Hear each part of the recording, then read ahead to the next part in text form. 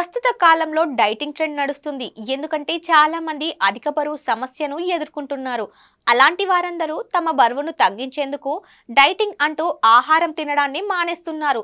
అయితే బరువు తగ్గేందుకు డైటింగ్ పట్ల ప్రజల్లో విపరీతమైన క్రేజ్ ఉన్నా సరే సమాచారం, అవగాహన లేకపోవడంతో చాలాసార్లు డైటింగ్ పేరుతో ఆహార పదార్థాలకు దూరం అవుతున్నారని, దీంతో పలు సమస్యల బారిన పడుతున్నారని వైద్య నిపుణులు పేర్కొంటున్నారు.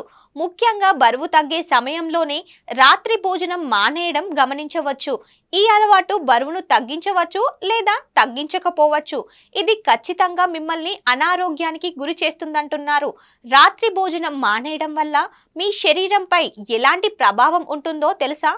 తెలియకపోతే ఇలాంటి విషయాలపై అవగాహన పెంచుకోవాలని నిపుణులు సూచిస్తున్నారు.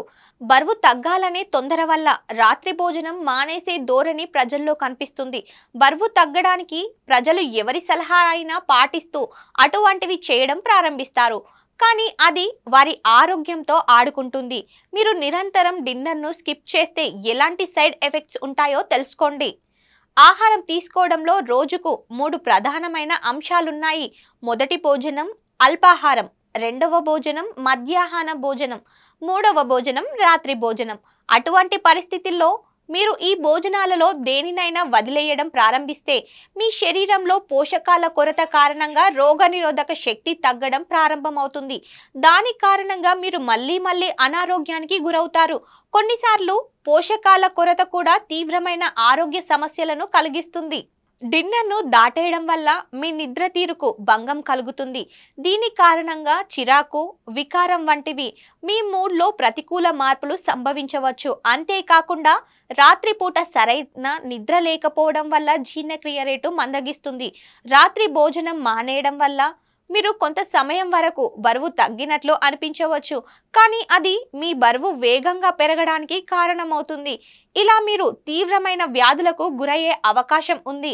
మీరు క్రమం తప్పకుండా భోజనం మానేస్తే మీ కండరాలు బలహీనంగా మారడం ప్రారంభమవుతుంది. వాస్తవానికి మీరు ఆహారం తీసుకోనప్పుడు మీ శరీరం శక్తి కోసం కండరాల కణజాలను ఉపయోగిస్తుంది. దీని కారణంగా మీరు బరువు తగ్గడానికి బదులుగా కండరాల నష్టానికి గురవుతారు. ఇది కాకుండా నిరంతరం భోజనం మానేయడం వల్ల మీ శరీరంలో బ్లడ్ షుగర్ లెవెల్స్ తగ్గుతాయి. బరువు తగ్గడానికి మీరు కేవలం డైటింగ్ ద్వారా లేదా వ్యాయామం చేయడం ద్వారా సరైన ఫలితాలను పొందలేరు. కానీ ఈ రెండు విషయాలకు సంబంధించిన ఖచ్చితమైన కలయిక బరువు తగ్గడానికి సహాయపడుతుంది. కాబట్టి నిపుణుల నుంచి సరైన సమాచారం తీసుకోవాలి. ఇది ప్రారంభించిన తర్వాత ఆహారం సమతుల్య పద్ధతిలో లేదా డైటీషియన్లను సూచించిన దాని ప్రకారం తీసుకోవాలి. అలా కాకుండా డైటింగ్ ప్రక్రియను ప్రారంభిస్తే అనారోగ్యం బారిన పడక తప్పదంటున్నారు ఆరోగ్య నిపుణులు. ఇలాంటి మరిన్ని టిప్స్ కోసం మన ఈహా హెల్త్ని సబ్స్క్రైబ్ చేసుకోండి. లైక్, షేర్, కమెంట్ చేయడం మాత్రం మర్చిపోకండి.